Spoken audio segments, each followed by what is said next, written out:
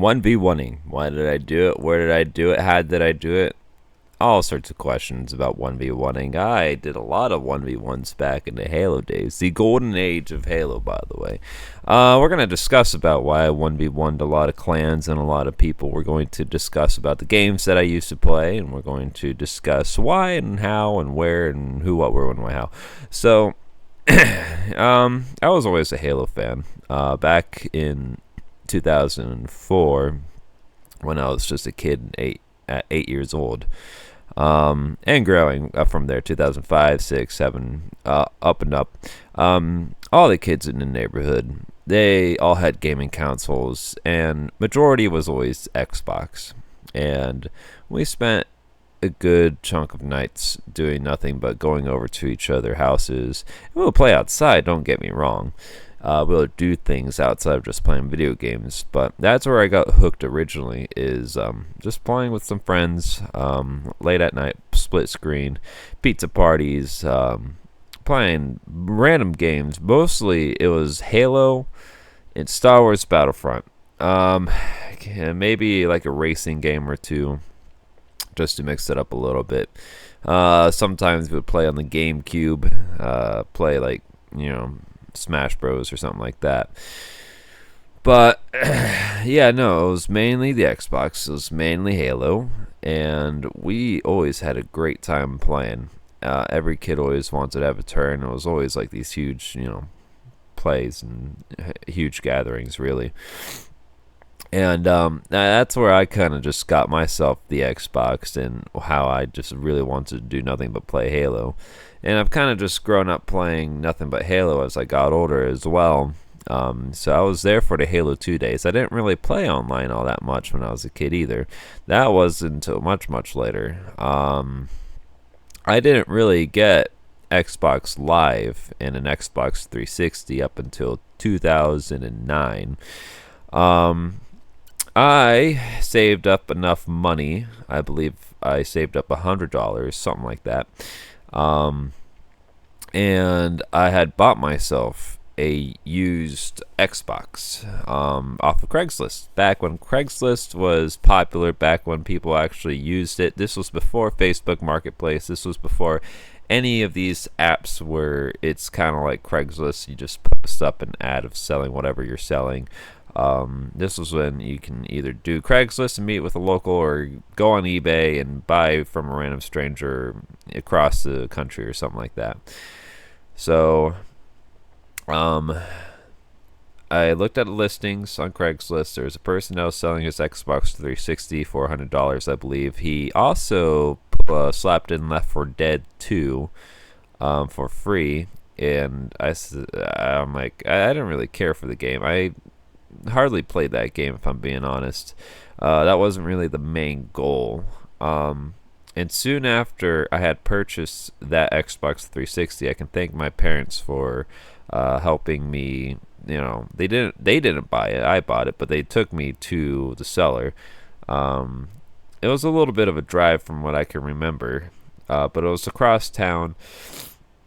And yeah, no, I think the dude who was selling it was just, I guess, moving on from gaming. I guess he was very occupado in life and moving on. Yeah, that's okay, it happens. So I got this Xbox 360. It still works to this day, actually. It's a white one. It's somewhere on one of my container storage things. Works to this day. I still have all the pieces that came with it, besides the controller. I've gone through multiple controllers. Not because I raged and threw them around or anything, but because Xbox 360 controllers in general, over time, they wear and tear so easily. If you've ever had a 360 and you had a controller, those things are not as durable or sturdy like an Xbox One controller. Xbox One controller, when they came out with the Xbox One, these controllers are so much better. So much freaking better. So, props to Xbox for upgrading the controller. It wasn't that hard of an adjustment when they upgraded, for me anyways. But I definitely grew up playing wireless Xbox 360 controllers, and There was one time when I was really seriously taking up competitions and stuff like that. I had a Razer Xbox 360 controller. It was a competitive gaming controller. It was very nice, very pristine, very clean. It was wired, and they at the time say wired controllers are better than wireless, because if you had it wired and connected to your Xbox, you would get a quicker response time and things would be a little more accurate in comparison to wireless. I believe that. But yeah, no, I didn't get an Xbox 360 until 2009, and my first actual 360 game was Halo 3. And of course, you have to buy Xbox Live Gold with it. There's no way that I was able to continue without it. And as a kid at that time, the video game was just really revolutionary. And I mean, before that, you would think I would have an Xbox 360 earlier in like 2007 or whatever, but I was very late in the game. I just played, regular Xbox, and I mean, I kind of kept myself busy just playing with friends outside and, just kind of doing other things as a kid. Not everything was all Xbox driven. Not everything had to be so focused on, being on your computer and stuff like that. Because, back in that era, back being a kid, I mean, a lot of times you would just spend most of your time outside anyways. So, unlike today in this generation, you don't see kids or anything like that anymore. And that's all right. But yeah, no, I started playing Xbox Live Online back in 2009, back before, you could put money onto your Xbox account. It was Microsoft points. And I forgot how the system runs, but you could buy like different cards at Walmart or wherever, Best Buy, Toys R Us. You can get random little cards that had a number in the back of it. They had to scratch off to slap onto the Xbox in order to get your Microsoft points. And using Microsoft points was their economic system of how you could purchase things through their Xbox Microsoft store. Very unique, very different. I guess it was just one way to be different from the PlayStation. But yeah, no, I strictly played a lot of Halo 3 when I got that. And I didn't really start competing up until probably 2011, 12, 13? Especially 2013. So probably 2012 was when I was really dipping my fingers into the competitive scene.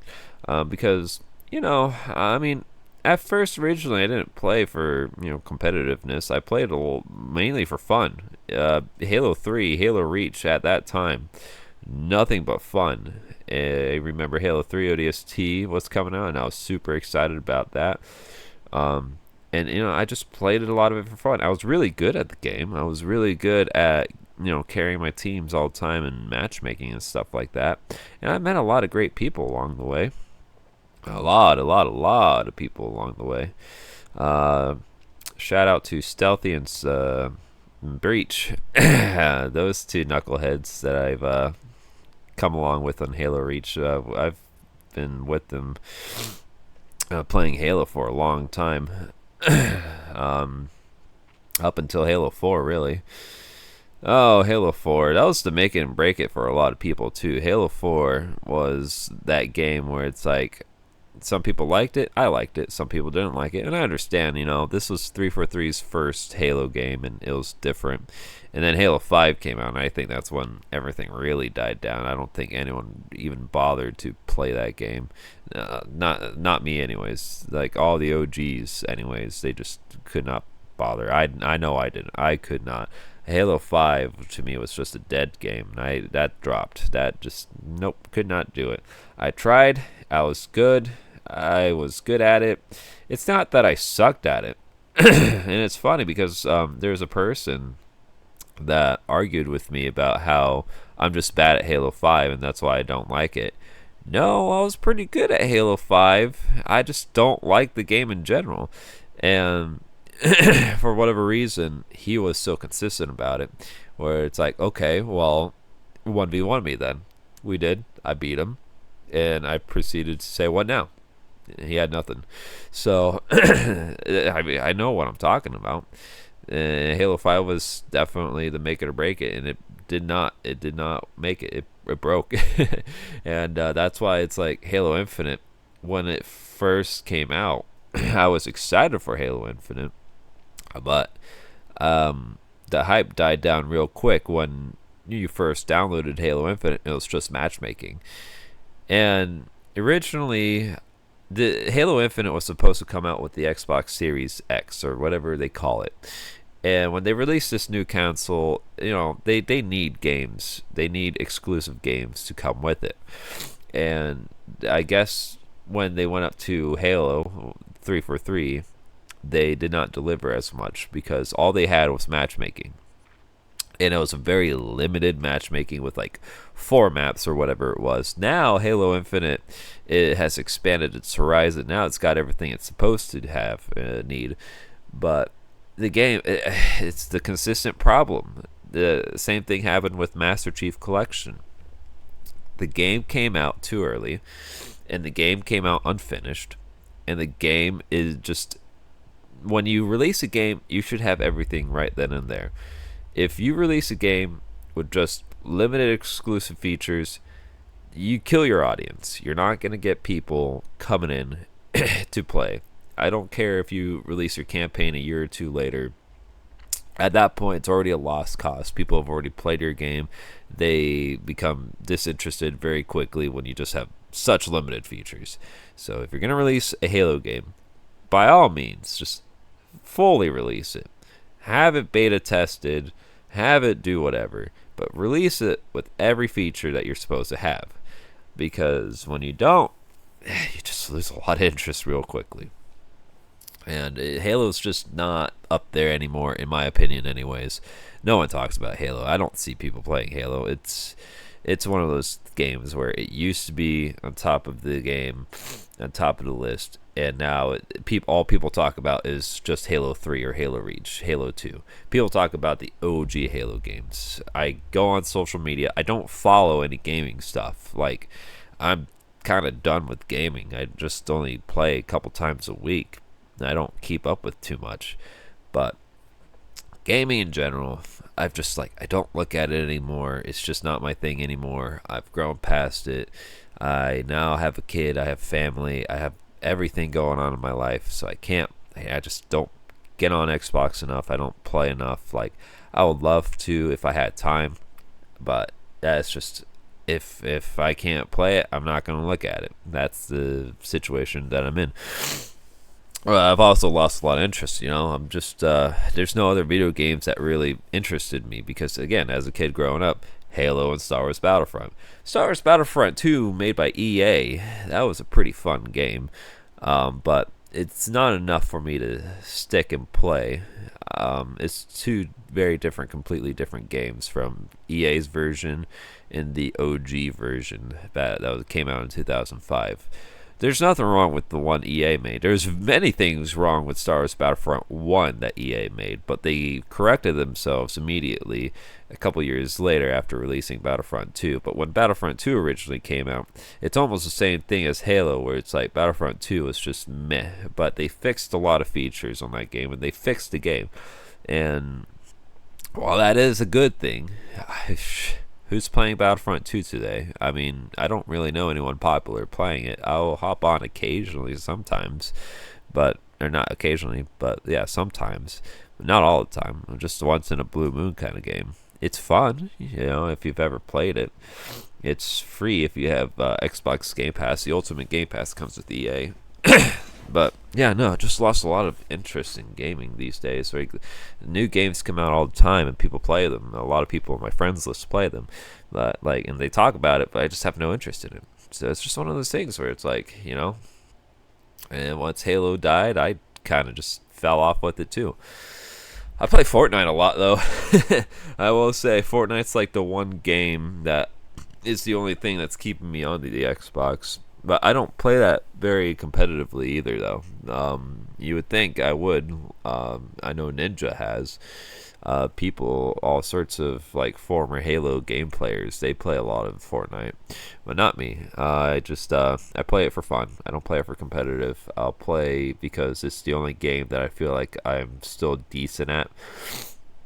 I'm pretty sure I can be decent at other games if I wanted to be, but again, Fortnite's just more of the social gathering than it is competitiveness and having free time and free, whatever. Because even when I have free time, to myself and what little time I do get, it's not being spent on Xbox. I have so many other things I got to get through in life before I can even think about the Xbox. Plus, I'm a father, so I'm going to give my kids more attention than the Xbox anyways, and that's how it should be. If you're a father and you're a gamer, focus on your child over gaming. You can wait till he goes to bed and then you can play on your Xbox, alright? That's a lot of things that parents don't understand, is that like a father and kid time means a lot, and I can't neglect that. There's just no way. I'm going to wait, just like how when I record these episodes, I'm going to wait until he goes to bed, and then I'm going to get on here and do my thing, and then probably just get off. But yeah. So, getting off track, I also did a lot of competitive gamingness in WWE before they became 2K. I did a lot of competitiveness in WWE 12, but certainly in WWE 13, WWE 2K14, 2K15, 2K16. So that little tenure, I've played a lot of WWE games because this was at a certain time period when these WWE games were great. I thought the mechanical skills in that game were great. I thought the physics was great. I thought everything about that era of WWE games was great and fantastic. And of course, every year after 2K16, every year after that, 17, 18, 19, 20, 21, 22, they kept updating the game. It had to be more realistic. The physics had to be more real, this and that, yada yada. And the controllers just, I can't bear with it anymore. I can't bear with the reversal system. I can't bear how people have a blocking feature. So when you throw a punch, they can easily just block it instead of how it traditionally used to be, is just reverse. Now they have block and reverse, but they switch up the controls so many times where it's like there's a lot of things to relearn in these WWE games, and I play it sometimes just to record the campaign, to record the story that it comes with, but I'm not gonna play it to play competitively anymore. That's just not what I can do. It's a very different game with a bunch of new kids on there, new generation, and we're just gonna let that be that way. It's fine. I know there's a lot of amazing people in the community that makes creative players. They make copycats of wrestlers that didn't come with the game, wrestlers outside of WWE. So I give props to people who spent a lot of time and effort to make these copycat wrestlers onto the game, because they spent a lot of time doing it. I tried to do it, but I just never got into it. Again, I was more of a competitive player back in the day, so that's what I did, was I just competed in WWE because I was good at that time, at that era, with the controls to the physics. A completely different game, just like how Halo Reach is a completely different game comparing to Halo 5. Two different titles right there. That's the same thing you can say about WWE 2K14 and in comparison to WWE 2K24. Two different games right there, I'll tell you that much. If once you decide one day to buy it and play it, you'll see what I'm talking about. Two different games, two different generations. It's just how it is. So while WWE 2Ks have been successful, I'm not playing it. So I decided when I was doing a lot of these 1v1s back in the day in 2012, 13, 14, 15, I've decided to just upload them on YouTube. because as a kid, it's not like I can go to any tournaments or anything like that. Not that I knew that anything was going on in my town either. I mean, you would have to be really hardcore in the community to know if there's something that's even popped up in your community, to know if there's like a competition for 1v1s and stuff like that. I I don't think I've ever come across such a thing, but I did a lot of 1v1s, and it started off because I joined the KSI clan, but some of the guys were douchebags. Yeah, I mean, it's just what it is that some of the guys did not treat me well on Xbox, and it's all right. 1v1 them, post them on YouTube, and anytime I saw a clan member when I was just matchmaking, it was mainly KSI. It was a super popular clan back in the day, especially in Halo 3, and they carried on over in Halo Reach and Halo 4, and this was a time where it's like, if you can easily make friends on Halo just by matchmaking. Again, that's how I made the shout out to Smoke and Breach, is because I found them matchmaking one day, and we just kind of stuck together ever since. And I think about them to this day, and they're on my Facebook, so it's good to see them and their life updates and stuff like that. I don't talk to them as much as I like to, but again, busy. I mean, I hate to say it, but it is what it is. But I'm glad for the internet for such things, so I can see what's going on. But anyways, yeah, no, I started off in KSI. I was not treated well, and of course, KSI is just one of those clans where you can join and you can make friends. I mean, it's not like I haven't made friends from them, but it was just one of those clans that just didn't work out, and so that's where it's like, all right, well, screw you guys then. I'm gonna 1v1 a bunch of people, and I was pretty good at it, and I made a competition. I made a thing about it, and this was when 1v1s were really popular on YouTube and stuff like that as well. A lot of people were making names for themselves on there, so I decided, screw it, why not? I'm gonna do it myself too, and so I did nothing but do a lot of 1v1s. Now, my one mistake I will say is I wish I did like live commentary more often about it. I wish I was more comfortable on the mic, because I'm a lot more comfortable now than I was 10 years ago or whatever it was. Like, I can easily hop on a computer and get this microphone going and just start talking. I've really adapted to accepting who I am. I think that was the main issue, was insecurities. I was really insecure about myself and my voice and what I looked like and stuff like that at the time. But what kid isn't? What person wasn't at that time? When you're young, in middle, high school, you're gonna have a lot of insecurities. So I grew a lot of confidence over the years, and now I'm just completely comfortable just to get on and talk about whatever I want, play whatever game I want, record myself and say whatever. And so that takes a lot of confidence to do. But yeah, no, that's one thing I wish I could have done, was do like live commentary more often, or have a little webcam of me playing in the corner or something like that. Just something that makes a video more attractive to watch, because I recorded hundreds and hundreds of 1v1s from both Halo and WWE. And I've come across a lot of clan members. I've come across a lot of serious 1v1s, and I've won so many. And to have a live reaction, I think that would have been great to have. But it started with the KSI clan, and then eventually I just started facing all sorts of other clan members that I would come across on matchmaking. And that's just a simple, hey, you want a 1v1? Kind of message, and 90% of the time it's like, sure, yeah, screw it, why not? So that's where it came from, is that I would just 1v1 people all the time. And started off in Halo Reach, not in Halo 3. Again, I was still very young in Halo 3. I was just playing that game for fun. I wasn't even on Halo 3 for that long. I maybe played it for like a year or two before I really got into Halo Reach, or when Halo Reach came out anyways. Halo 3 was fun. I missed the prime time when it came out in 2007. Did not touch it whatsoever in 07, 08.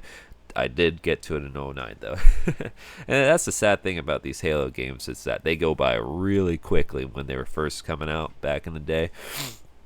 Like in the 2000s era, you had 3 Halos to come out: Halo CE, Halo 2, and Halo 3. And then Halo Reach into 2010. Like, there's like these 2-3 year gaps, so you didn't really have enough time to like really enjoy it. You just had to be there for it. And I think that's what makes a lot of difference, is that like it was just generational after one game after another. Now it doesn't feel so generational, but it is what it is. Halo 3 graphics still holds up to this day. Something about that Halo 3 graphics, they had, like, it was way past our prime. Physics was simple, everything was great. That's the one thing I always liked about Halo, and why I did 1v1s on there too. Not just because I was good at it, but because everything was even. You started off with the same gun, the maps is laid out evenly, so all the weapons are laid out everywhere evenly. Everything about Halo was just even, Steven, the way it should have been. And so I did a lot of 1v1s. I can't say I wasn't toxic, because I'm sure I was to a lot of clan members. But of course, like, who wasn't toxic back on Xbox? And it's funny because when I made my first episode of the podcast, I was talking about, who I was and who I am, and some of the stuff I did on Xbox. That I did a lot of 1v1s. It's funny I say that because recently, about a couple months ago, this one kid from a clan had messaged me, and I guess I don't know what's up, but he could not let go 10 years ago. He just randomly messaged me if I played Halo Infinite. After saying I don't play video games and stuff like that, I made it super clear I don't play video games as much. He messages me after I had released my first episode of my podcast. He asks if I'm playing Halo Infinite. I say no, and he's just trolling a little bit because I'm not 1v1ing him. But it's like, this person had the opportunity to 1v1 me 10 years ago multiple times. He's never done it for whatever coward reason. This was one of those toxic clans that I was going after, called JN, and I had defeated every member I've come across that would actually 1v1 me, because majority of them didn't want to. And he was the leader of this group, and it's a dead clan now, but he just randomly messaged me, and I'm just like, you missed the boat. I mean, I have a life now. Get over it. It's phenomenal that there's some people out there that just can't let go a decade ago of just 1v1s. I mean, that's all it was. It's just 1v1s. So yeah, well, can't win them all. Can't lose them all either. Oh, ever stretching feels so great. Oh yeah, stretching is good for the soul. Oh, whew. I strained my neck a little bit. I was fixing a door, and I had to lift it. It wasn't just a normal door. It was a big fat door. And so, you don't really prepare yourself for this kind of stuff. You don't do stretching when something inconvenient just randomly happens. Something can happen, and next thing you know, you're the only person there who can fix it. And so it's like, all right, well, this is broken. I can't just leave it broken, so we're going to fix it. And of course, as I'm lifting this heavy door, just like, on this side of my neck especially, just like, I don't know. I'll feel better in a couple of days, I'm sure. It's just yesterday especially, I was just like, ugh, my poor neck. My poor neck. But yeah, I was mainly after this JN clan, specifically because they were just the trolling type of people. They were very toxic to the Halo community, and they recorded a lot of like just toxic stuff in general. So I dipped my fingers in a little bit to, like, I don't know, put a name to myself, and it worked to a degree.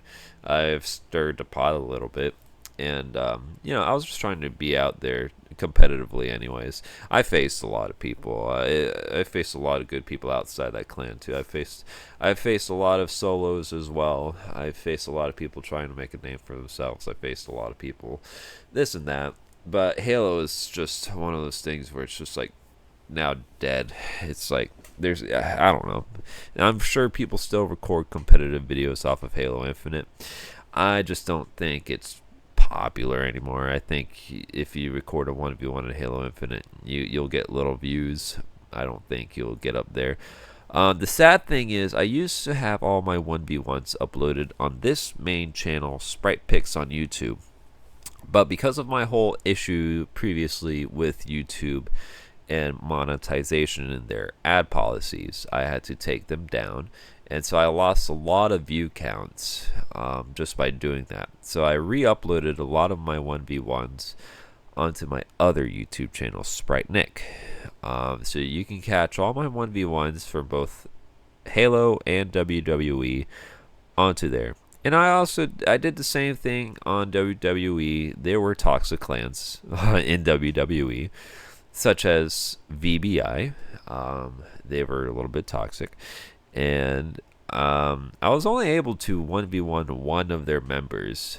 And I think he had WWE had a system where it's like you can join any random match. Like you could go into any lobby. Like you could create a match and you can host a match, and it will put you on this menu, a list of other matches that you can join, and you can join that match and you can choose your character, and then you can get into the match with this person. So I saw this VBI dude just 1v1ing people randomly one day. So it was his hosted lobby, it was his connection, his everything, and I just joined it one day. I grabbed my character, Raven, a wrestler, and that was the only 1v1 I could get out of VBI in general.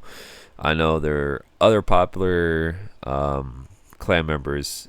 I just could not get to them. It is what it is. But I faced a bunch of other clans on WWE as well. So you can catch all those on my other channel, Sprite Nick. Halo and WWE. Back at the glory days of video games. At least what were the glory days in my eyes before Fortnite.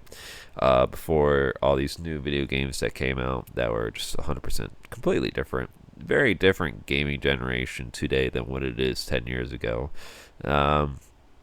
And yeah, today is April 25th, the day this podcast comes out. I just want to say it's National Hug a Plumber Day. Show support to your plumbers by hugging them.